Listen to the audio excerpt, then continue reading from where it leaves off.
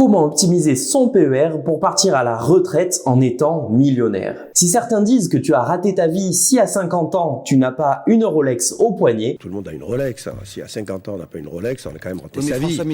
Moi je dirais plutôt que tu as raté tes investissements si tu n'as pas un plan épargne retraite avec à minima 1 million d'euros dessus à 65 ans. Dans cette vidéo, je vais te démontrer mathématiquement que cela est largement atteignable pour un Français moyen comme toi et moi, et surtout, je vais détailler les 4 étapes très simples qui permettent d'y arriver.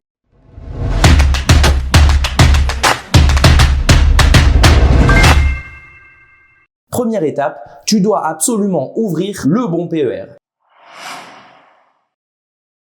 Cela semble simple, voire même idiot dit comme cela, mais si tu fais comme les 3/4 des Français qui ouvrent un PER dans une banque physique ou avec un conseiller patrimonial non indépendant, tu as toutes les chances d'échouer à cause des frais ponctionnés par ces derniers. On parle ici de 100 000 euros, voire même plus en frais cumulés. Pour pouvoir réussir la mission, un bon PER doit donc avoir 0 frais à l'entrée et à la sortie, des frais de gestion annuels les plus faibles possibles. Actuellement, les meilleurs contrats sont à 0,5% par an. Bannir dans tous les cas tout contrat ayant des frais strictement supérieurs à 0,6% par an. Et pour finir, votre contrat doit vous donner accès à des fonds passifs à très faibles frais comme un ETF Monde ou un ETF S&P 500. Les frais de ces unités de compte doivent être inférieurs à 0,4% par an. Si tu ne trouves aucun support ayant des frais annuels inférieurs à cela, c'est que clairement, tu n'es pas sur un bon contrat. Tu as les liens des PER que j'utilise personnellement et qui bien sûr respectent ces critères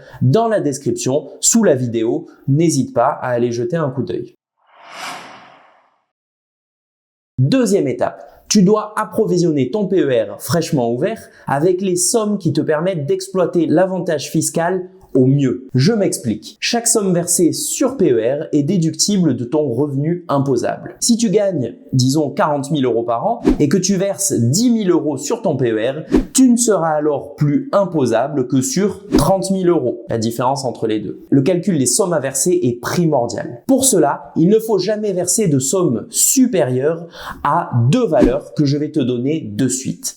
La première limite que tu ne dois en aucun cas dépasser, c'est le plafond indiqué sur ton dernier avis d'imposition. Tu vas voir en page 3 la ligne qui s'appelle plafond pour les cotisations versées dans la section, bien sûr, plan épargne retraite. C'est la somme maximale que tu peux verser et qui te donnera droit à la réduction d'impôt. Au-delà de ce montant, plus de déduction. Si tu es marié et que ton conjoint n'a pas de PER, tu peux cumuler ton plafond et le sien sur ton PER, mais ne va jamais au-delà. C'est très important. Le deuxième critère va te permettre de ne retenir que les sommes qui te permettent de déduire un maximum d'impôts, c'est-à-dire la part de tes revenus qui est imposée à 30, 41 ou 45%. La part imposée à 11% ne vaut pas vraiment le coup selon moi. Alors comment fait-on pour calculer cela? Tu peux utiliser le même simulateur que moi, je te mets le lien dans la description sous la vidéo. Si tu as des questions, pose-les également en commentaire, j'essaierai d'y répondre du mieux que je peux. Vous rentrez donc sur le simulateur votre situation, le nombre de parts fiscales, tout est indiqué dans ton dernier avis d'imposition, puis vos revenus. Attention, le simulateur n'est pas très bien fait sur ce point particulier et demande les revenus bruts. Si tu es salarié, comme il considère 23% de charges, cela correspond à ton revenu imposable, qui est trouvable sur l'avis d'imposition, que tu devras multiplier par 1,23. Exemple. Si je gagne 50 000 euros en net imposable, je dois donc renseigner 61 500 euros dans le simulateur. Vous allez donc obtenir sur l'écran suivant vos plafonds de déduction pour l'année en cours. Vérifiez bien que ceux-ci sont cohérents avec ceux qui sont mentionnés sur votre avis d'impôt. Et si vous voyez un gros écart, c'est que vous êtes probablement trompé quelque part sur les données rentrées précédemment. Sur l'écran suivant, vous allez maintenant ajuster le montant versé vers votre PER jusqu'à gommer complètement les tranches marginales 30, 41 et 45%. Plus la tranche gommée est élevée, plus l'économie d'impôt vaut le coup. Attention cependant à ne pas dépasser le seuil mentionné dans votre avis d'impôt, comme je l'ai évoqué en tant que première limite de ce paragraphe. Ici, nous sommes donc dans l'exemple à 14 000 euros pour une économie d'impôt réalisée estimée à 4 200 euros. Vous économisez ainsi un tiers de la somme versée sous forme d'impôt, ce qui est logique pour une TMI de 30%. Bravo, Vous connaissez maintenant le montant annuel exact à ne pas dépasser et à verser sur votre PER pour une optimisation de folie. Étape numéro 3, investir sur les bons supports. Ok, vous avez ouvert le meilleur PER, déterminez le montant exact à verser sur celui-ci. Mais il faut maintenant que les sommes que vous avez versées soient investies sur les bons supports. Pour cela, il existe de multiples possibilités. Je reparlerai des différentes stratégies possibles en fin de vidéo. Je vais donc ici me concentrer sur une stratégie à la fois optimisée et simple à mettre en place avec seulement 2 compartiments. La première poche sera votre allocation défensive au travers d'un fonds euro qui vous servira à sécuriser une partie de votre épargne et de vos plus-values. Le deuxième compartiment sera lui constitué d'unités de compte suivant un indice diversifié mondial comme par exemple le Amundi MSCI World. Celui-ci vous permet d'investir en une fois dans 1500 entreprises issues de 24 économies développées pour de très faibles frais, à savoir 0,18% par an. Vous suivez ici le marché mondial sans chercher à surperformer et par ce biais, vous êtes exposé à 70% aux États-Unis, 20% en Europe et 10% en Asie. Le rôle de ce compartiment sera de produire une performance importante au prix bien sûr d'un risque plus élevé. Quelle proportion allouer à chacun de ces 2 supports? La bourse étant volatile, les plus grosses baisses peuvent atteindre temporairement environ 50%. Une règle simple consiste alors à considérer la baisse maximale que vous seriez prêt à accepter sur votre PER. Par exemple, 40% de baisse maximale, car au-delà, je deviens fou, je vends tout et je pars élever des chèvres dans la montagne. Cette perte temporaire de 40% est donc votre limite. Trouvez votre chiffre à vous et multipliez-le par 2.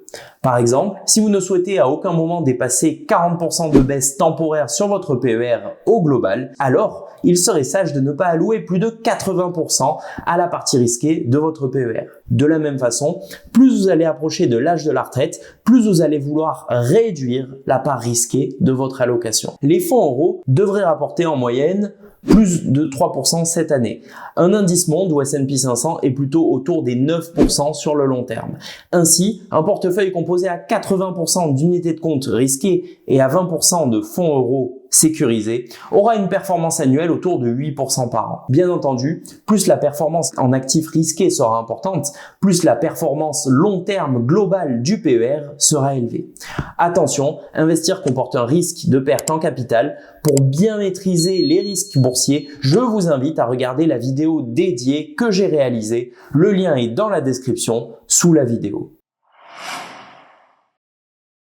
Étape numéro 4. Contempler ses gains s'accumuler et bien entendu devenir millionnaire. Voilà, la machine est lancée, il ne te reste plus qu'à admirer ton PER grossir efficacement. Prenons des hypothèses réalistes. Le salaire médian français est de 2100 € par mois net et le taux d'épargne moyen est de 17%. Cela correspond à une capacité d'épargne de 360 € par mois chez un Français moyen. Bien sûr, le PER s'adresse aux revenus supérieurs à la moyenne, qui se situent dans les tranches marginales d'imposition au-delà de 30%, soit un revenu net avant abattement au-delà des 30 000 € par an. Dès que vous dépassez ce revenu pour une personne seule, le PER est intéressant. Donc, imaginons un versement de 360 € par mois majoré de 30% pour prendre en compte l'économie d'impôt. Cela donne 468 € par mois. Cette somme, comme évoqué précédemment, sera placée sur un portefeuille 80-20 durant 35 ans, ce qui donnera 1 073 000 €. Un trentenaire qui tomberait sur cette vidéo n'aurait effectivement aucune excuse pour ne pas devenir millionnaire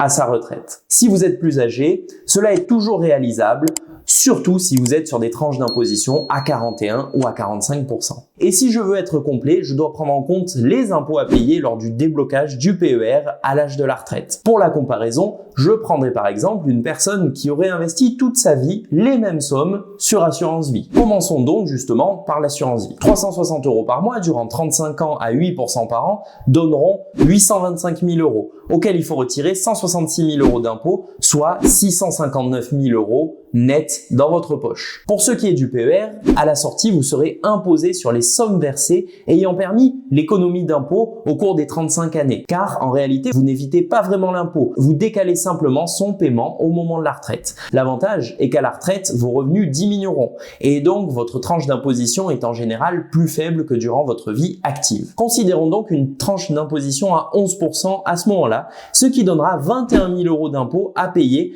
ainsi que la flat tax, bien sûr, sur les gains. Ces derniers représentant l'écrasante majorité du PER, 877 000 € pour être exact, les 30% d'impôt représentent donc 263 000 € d'impôt à payer. Après déduction de tous ces impôts de votre PER, il vous restera donc 789 000 € dans votre poche. Cela représente un gain de 130 000 € par rapport à une assurance vie très optimisée. Impressionnant. Mais vous allez probablement penser que ma promesse de devenir retraité millionnaire n'est pas tenue. Certes, c'est vrai, mais pour y remédier, je vous invite à regarder la vidéo qui s'affiche à l'écran. J'y décris 3 allocations différentes pour encore davantage booster les performances de ton PER, donc va la voir. Elle te sera très utile. Et n'oublie pas, les performances du passé ne présagent pas de celles à venir et investir comporte des risques de perte en capital. En cas de doute, faites appel à un professionnel.